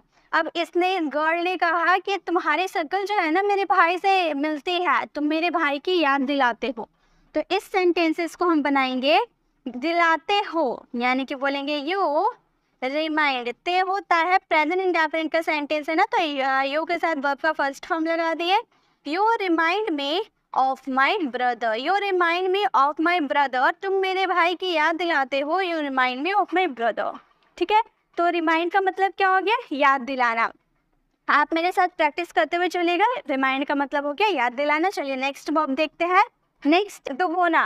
डुबोना, डुबाना दोनों अलग है। ठीक है, डुबाना अलग है, डुबोना अलग है। डुबोना का मतलब होता है डीप। जैसे आप उंगली डुबोते हो ना पानी में, जैसे आप देख रहे हो, ऐसा तो आपने भी किया होगा। कोई ग्लास में पानी रहता है या फिर कहीं भी पानी रहता है तो आप उंगली डालकर देखते हो ना, इस तरह से आपने किया भी होगा, मैंने भी किया है। तो इस तरह से जो हम उंगली डालते हैं तो उसे हम जानबूझ के डुबाते हैं ना, तो डुबोना को बोला जाता है डिप। डिप करते हैं। इसका सेकंड फॉर्म लिखना है स्टार्ट कीजिए। इसके सेकंड फॉर्म क्या होंगे, इसके सेकंड फॉर्म होंगे डिप्ड। डिप का हो जाएंगे डिप्ड, डबल पी हो जाएगा और एडी लगा देंगे। ठीक है, डिप, डिप्ड। और थर्ड फॉर्म पे हो जाएंगे डिप्ड। Dip, dipped, dipped. जैसे पानी में अपनी उंगली मत डुबाओ। पानी में अपनी उंगली मत डुबाओ। आप बोलना चाहते हो कि पानी गंदा हो जाएगा, ग्लास में पानी रखा हुआ है, उसमें आप आप अपनी उंगली को डुबा रहे हैं, तो आपकी मम्मी आपको समझा रही है कि पानी में उंगली मत डुबाओ, पानी गंदा हो जाएगा। तो उस समय हम बोल सकते हैं don't dip your finger. Don't dip your finger in the water. In the water. Don't dip your finger in the water. पानी में अपनी उंगली मत डुबाओ। तो डुबोना का मतलब क्या हो गया, डिप करना। अभी हम सब देखेंगे, डूबना मतलब होता है ड्राउन और डुबोना यानी कि डिप। अब आ गया डुबकी लगाना। अभी तो हम लोग डुबोना देखे थे ना, डुबोना यानी कि डिप करना, डूबना यानी कि ड्राउन और डुबकी लगाना यानी कि डाइव। जैसे आपने भी अगर आप लोगों ने भी स्विमिंग किया होगा तो आप भी तो डुबकी लगाते हो ना पानी में, तो डुबकी लगाना को हम क्या बोलते हैं, डाइव, DIV, डाइव। ठीक है, इसके सेकंड फॉर्म अगर आपको नहीं आते तो आप देख सकते हो, इसका सेकंड फॉर्म होता है डॉव, डाइव, डॉव, डाइव्ड। इसके थर्ड फॉर्म हो जाता है डाइव्ड, डाई डॉव डाइव्ड। ठीक है, डाई डॉव डाइव्ड। जैसे हम नदी में रोज डुबकी लगाते हैं। मान लो आपके घर के पास एक नदी है, तो आप बोल रहे हो कि हम नदी में रोज डुबकी लगाते हैं, तो उस सेंटेंसेस में बनाएंगे। तो हम नदी में रोज डुबकी लगाते हैं, इस सेंटेंसेस को बोलेंगे वी डाइव। ये भी प्रेजेंट इंडेफिनिट सेंटेंस है। We dive in the river, we dive in the river. कब, रोज लगाते हैं ना, यानी कि एवरी डे, एवरी डे। तो हमारा सेंटेंस हो गया we dive in the river every day. हम नदी में रोज डुबकी लगाते हैं। तो डुबोना यानी कि डिप करना और डुबकी लगाना यानी कि डाइव। आपको समझ में आ गया, कंफ्यूज नहीं होना है, सब अलग अलग है, सब में कंफ्यूज नहीं होना है, सबको एक साथ मिक्स नहीं कर लेना आपको। ठीक है, आपको समझना है। नेक्स्ट देखते हैं। अब है खोदना। खोदना जैसे मिट्टी खोदते हैं ना, तो खोदना को हम बोलते हैं डिग। यहाँ पर देख रहे हैं मिट्टी खोद रही है, लड़का जो है मिट्टी खोद रहा है, तो खोदना को हम बोलेंगे डिग करना। इसका सेकंड फॉर्म लिखना स्टार्ट करते हैं। इसका सेकंड फॉर्म को बोलते हैं डग, डिग, डग, और थर्ड फॉर्म पे हो जाते हैं डग, डिग डग डग, डिग डग डग। ठीक है, जैसे यहाँ पर एक गड्ढा खोदो, यहाँ पर एक गड्ढा, वो इसको इंस्ट्रक्शंस मिली थी कि यहाँ पर गड्ढा खोदो, तो ये खोदना स्टार्ट कर दिया। तो इस सेंटेंसेस को बोलेंगे यहाँ एक गड्ढा खोदो यानी कि डिग अ पिट here, dig a pit here. यहाँ एक गड्ढा खोदो, डिग अ पिट हियर। नेक्स्ट देखते हैं। अब है झांकना। झांकना यानी कि पिप। देखिए, मान लीजिए आप एग्जाम दे रहे हो, तो एग्जाम में जैसे बच्चे होते हैं ना, पढ़ाई करते वक्त इधर उधर झांकते रहते, इधर उधर देखते रहते, तो झांकना को हम बोलते हैं पिप। झांकना यानी कि पिप। इसके सेकंड फॉर्म आप लिखना स्टार्ट कीजिए। इसके सेकंड फॉर्म हो जाते हैं पिप, सेकंड फॉर्म हो जाते हैं पिप्ड, और थर्ड फॉर्म पे हो जाते हैं पिप्ड। आप लिखिए, तभी आपको समझ में आएगा कि आपको कितने अच्छे से ये आते हैं। आप मेरे साथ लिख कर प्रैक्टिस कीजिए, तभी आपको समझ में आएगा कितने वर्ब्स आपको आते हैं, कितने नहीं आते हैं। तो पिप यानी कि झांकना, इसका सेकंड फॉर्म हो गया पिप्ड, थर्ड फॉर्म हो गया पिप्ड।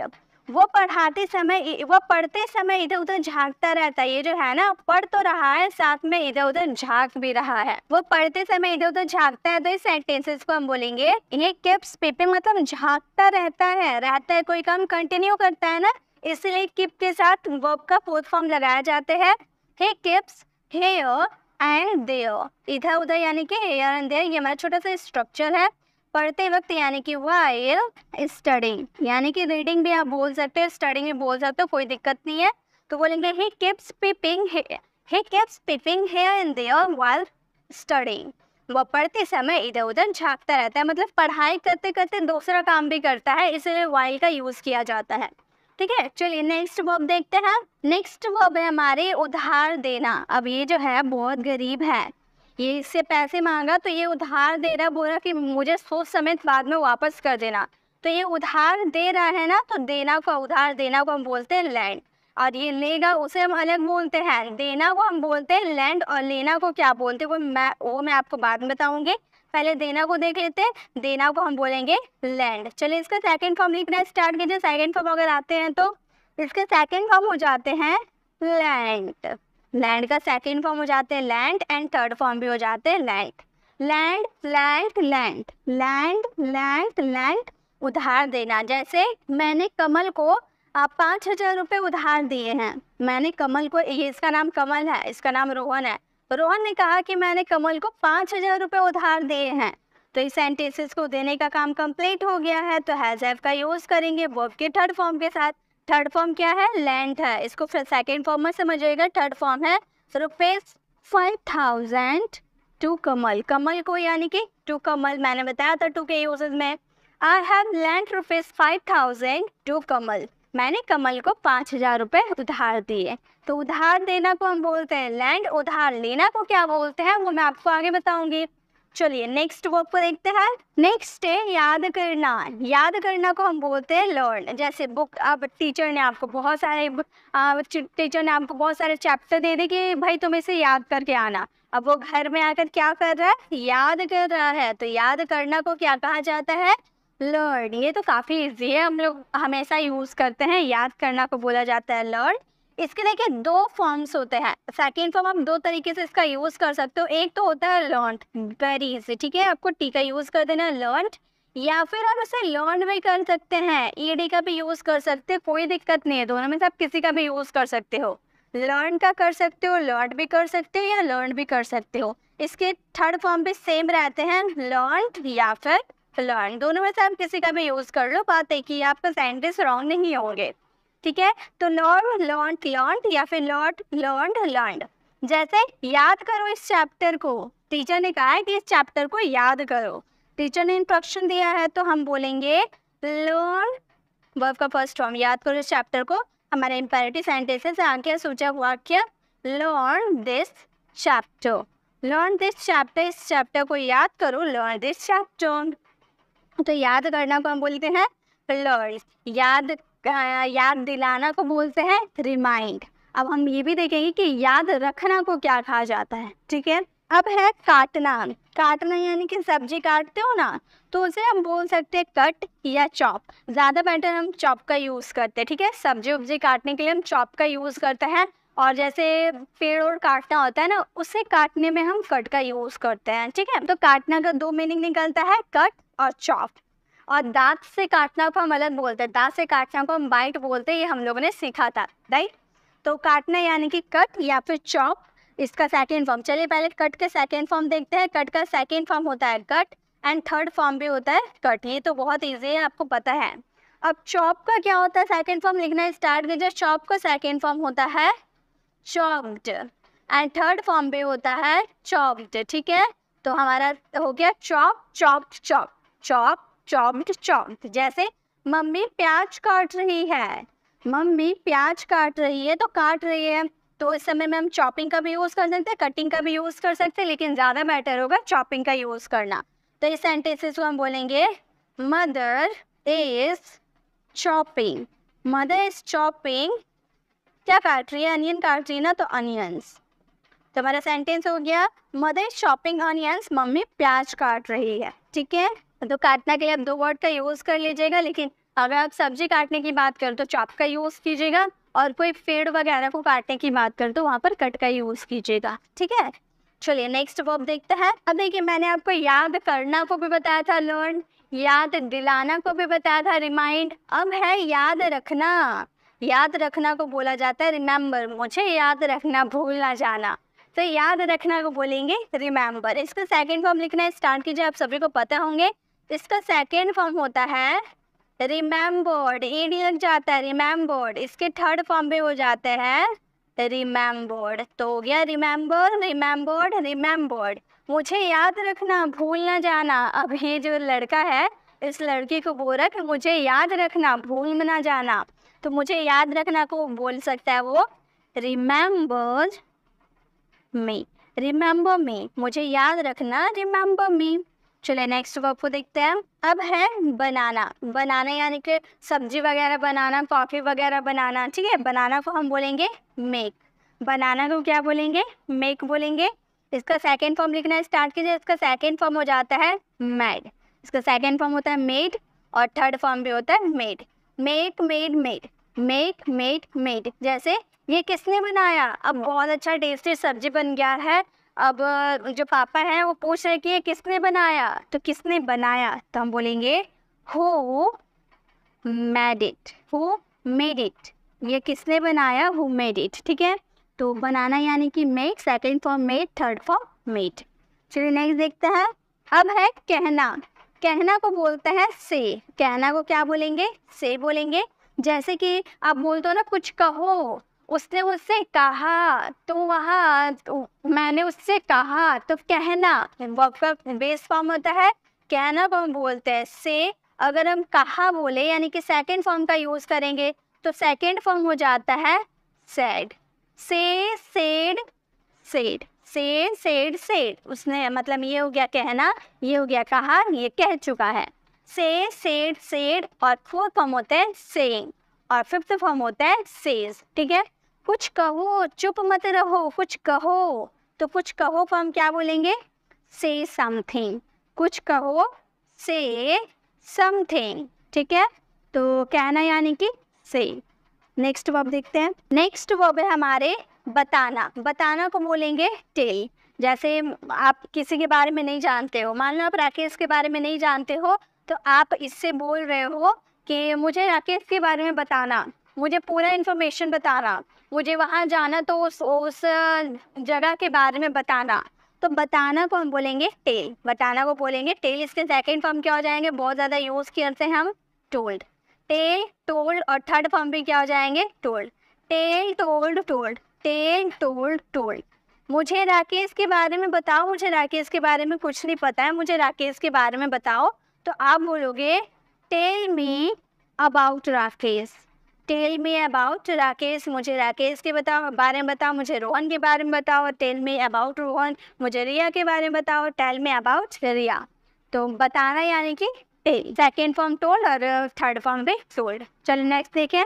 नेक्स्ट है लाना। लाना को हम बोलते हैं ब्रिंग। लाना मीन्स ब्रिंग। मेरे लिए एक गिलास पानी लेकर आओ, bring me a glass of water. कुछ लाने के सेंस में हम ब्रिंग का यूज़ करते हैं। ठीक है, लाने के सेंस में आप ब्रिंग का यूज़ करोगे। इसका सेकेंड फॉर्म क्या होंगे? टाइप करना स्टार्ट कीजिए। इसका सेकेंड फॉर्म होते हैं ब्रॉट। Second form brought. इसके थर्ड फॉर्म क्या हो जाएंगे? इसके थर्ड फॉर्म भी हो जाते हैं brought. Bring, brought, brought, bring, brought, brought. ठीक है, ब्रिंग का second form brought and third form भी हो जाते हैं ब्रॉट। जैसे अलमारी से एक बैग लाओ, अलमारी में एक बैग पड़ा हुआ है, तो पापा ने बोला कि अलमारी से एक बैग लाओ, तो वो क्या बोलेंगे? कुछ लाने की बात करें यानी कि ब्रिंग का यूज़ करेंगे। ब्रिंग अ बैग फ्रॉम अलमीरा। अलमारी से एक बैग लेकर आओ, तो बोलेंगे bring a bag from the अलमीरा। ठीक है, तो लाना यानी कि ब्रिंग। नेक्स्ट देखते हैं। नेक्स्ट है करना। करना यानी कि डू, काम करना, जो भी करना। तो करना को हम क्या बोलते हैं? डू कर बोलते हैं। इसका सेकेंड फॉर्म लिखिए। सेकेंड फॉर्म क्या होंगे? सेकेंड फॉर्म डिड होंगे एंड थर्ड फॉर्म क्या होंगे? थर्ड फॉर्म होंगे डन। ये हम हेल्पिंग वर्ब के रूप में भी डू का यूज़ करते हैं ना, do, done, did. Helping verb के रूप में भी यूज़ होता है, मेन वर्ब के रूप में भी यूज़ होता है। तो हेल्पिंग वर्ब का यूज़ तो हम प्रेजेंट इंडेफिनिट में करते हैं और मेन वर्ब का यूज़ हम करना के सेंस में करते हैं। जहाँ भी सेंटेंस में कुछ करने की बात आएगी तो वहाँ पे फर्स्ट फॉर्म आपका डू हो जाएगा, second form did and third form done. And third form क्या हो जाएंगे? थर्ड फॉर्म हो जाएंगे डन। Do, did, done. जैसे तुम क्या कर रहे हो, तुम क्या कर रहे हो, आप किसी से पूछ रहे हो, तो इस सेंटेंसेस को आप क्या बोलोगे? What are you doing? What are you doing? तुम क्या कर रहे हो? प्रेजेंट कॉन्टिन्यूअस का सेंटेंस, तो बोलेंगे What are you doing? तुम क्या कर रहे हो? डू, डिड, डन और फोर्थ फॉर्म हो जाता है डूइंग। नेक्स्ट देखते हैं। नेक्स्ट है जानना। जानना को हम बोलते हैं नो। जानना मीन्स नो। जैसे आप किसी के बारे में जानते हो ना, मैं तुम्हारे बारे में जानता हूँ, आई नो। मैं जानता हूँ, आई नो। मैं उसको जानता हूँ, आई नो हिम। ठीक है, तो जानना यानी कि नो। इसका सेकेंड फॉर्म लिखना स्टार्ट कीजिए। इसका सेकेंड फॉर्म हो जाते हैं न्यू एंड थर्ड फॉर्म हो जाते हैं नोन। ठीक है, know, new, known, know, new, known. इसका केस साइलेंट होता है, नो नहीं पढ़ेंगे, नो पढ़ेंगे। Know, new, known. जैसे मैं आपको बहुत अच्छी तरह से जानता हूँ, जानते हूँ, मैं आपको बहुत अच्छी तरह से जानती हूँ, ये इसको बोले कि मैं तो आपको बहुत अच्छे से जानती हूँ। तो इस सेंटेंसेस को हम बोलेंगे I know you. I know you very well. I know you very well. अरे मैं तो आपको बहुत अच्छे से जानता हूँ, आप वो रिया की मम्मी हो ना, मैं आपको बहुत अच्छे से जानता हूँ। तो I know you very well. चलिए नेक्स्ट देखते हैं। अब है दौड़ना। दौड़ना को हम बोलते हैं रन। दौड़ना मीन्स रन। इसका सेकेंड फॉर्म लिखना स्टार्ट कीजिए। सेकेंड फॉर्म हो जाते हैं run. Second form run and third form हो जाते हैं run. Run, run, run, run, run, run. इसके फर्स्ट फॉर्म और थर्ड फॉर्म एक जैसे रहते हैं, लेकिन आपको कंफ्यूज नहीं होना है। रन मतलब होता है दौड़ना, सेकेंड फॉर्म रन मतलब होता है दौड़ा और थर्ड फॉर्म रन मतलब होता है दौड़ चुका है। ठीक है, जैसे वो रोजाना 2 किलोमीटर दौड़ता है। ये जो लड़का है ना, रोजाना 2 किलोमीटर दौड़ता है, तो हम इस सेंटेंसेस को बनाएंगे he runs 2 kilometre. He runs 2 kilometre a day. He runs 2 kilometre और डे, वह रोजाना 2 किलोमीटर दौड़ता है। गाइस अगर आपको मज़ा आ रहा होगा ऐसे प्रैक्टिस करने में तो आप वीडियो को लाइक ज़रूर कीजिएगा और एक प्यारा सा कमेंट भी ज़रूर कीजिएगा कि आपको वीडियो कैसी लग रही है, आपको प्रैक्टिस करने में मज़ा आ रहा है या नहीं, आपको ऐसी वीडियोस कैसी लगती है। और गाइस आप अपने फ्रेंड्स के साथ शेयर भी कर दीजिए ताकि वो भी हमारे साथ जुड़ पाए, और जो अभी जुड़े हैं उन सभी को गुड इवनिंग। आप जल्दी से लाइक कर दीजिए क्योंकि अभी तक हम लोगों ने बहुत सारे वर्ब्स को कंप्लीट कर लिया है और आगे अभी कंटिन्यू हम करते जाएंगे क्योंकि हम बहुत सारे वर्ब की आज की इस वीडियो में प्रैक्टिस करने वाले हैं। पूरे धमाकेदार प्रैक्टिस होने वाली है, आपको पता चल जाएगा कि आपको कितने वर्ब्स आते हैं कितने वर्ब्स नहीं आते हैं। तो चलिए इसके साथ और कंटिन्यू करते हैं और हमारा नेक्स्ट वर्ब क्या है देखते हैं। अब हमारा काम करना, काम करना को हम बोलते हैं वर्क। सिर्फ करना रहता है, सिर्फ अगर करना रहता तो उसके लिए हम डू का यूज करते, ठीक है, उसके लिए हम डू का यूज करते। लेकिन यहाँ काम करना है तो काम करना को हम वर्क बोलते हैं, ठीक है, काम करना को वर्क बोलते हैं। आपको पता होगा इसका सेकेंड फॉर्म आप लिखना स्टार्ट कीजिए, मुझे पता है आप लोगों को आता है। इसका सेकेंड फॉर्म हो जाता है वर्कड और थर्ड फॉर्म भी क्या हो जाता है, थर्ड फॉर्म भी हो जाता है वर्कड। वर्क वर्कड वर्कड, वो अभी भी काम कर रहा है, वो जो लड़का बैठा है ना वो अभी भी काम कर रहा है। तो अभी भी के लिए हम लोग क्या यूज़ करते हैं, स्टिल का यूज़ करते हैं। तो हमारा सेंटेंस बन जाएगा he is still working, he is still working, वो अभी भी काम कर रहा है, ही इज़ स्टिल वर्किंग। चलिए नेक्स्ट वर्ब देखें। नेक्स्ट वर्ब है निकलना। निकलना को बोलते हैं लीव। निकलना को बोलेंगे लीव। जैसे कि आप ऑफिस छुट्टी होता है तो आप ऑफिस से निकलते हो ना, ऑफिस को छोड़ते हो ना, छोड़ना को भी बोलते हैं लीव। तो निकलना या छोड़ना को बोलेंगे लीव। जैसे कि इसका सेकेंड फॉर्म हो जाएगा लेफ्ट और इसका थर्ड फॉर्म भी हो जाएगा left. Leave left left, leave left left. जैसे मैं ऑफिस से निकल रहा हूँ, अब मान लो ऑफिस छुट्टी हो रहा था, आप पैकिंग वैकिंग कर रहे थे, तब तक आपका फ्रेंड का कॉल आया और वो बोला कि अरे आज तो हम घूमने जाने वाले थे, तुम कहाँ हो। तो आप बोलो कि मैं अभी ऑफिस से निकल रहा हूँ, थोड़ी देर वेट करो, मैं अभी ऑफिस से निकल रहा हूँ। देखिए देखिए कितना हड़बड़ी से वो निकल रहा है। यहाँ पे आप पिक्चर देख रहे हैं कितना हड़बड़ी से निकल रहा है। तो ये बोल रहा है कि मैं अभी ऑफिस से निकल रहा हूँ। तो इस सेंटेंसेस को बोलेंगे आई एम लिविंग, निकल रहा हूँ, वर्ब का फोर्थ फॉर्म लगाएंगे ना, कंटिन्यू चल रहा है। The office, I am living the office, I am living the office, मैं ऑफिस से निकल रहा हूँ। तो निकलना को हम क्या बोलेंगे, लीव। निकलना या फिर कोई प्लेस को छोड़ना यानी कि लीव बोलेंगे, ठीक है। चलिए नेक्स्ट वर्ब में चलते हैं।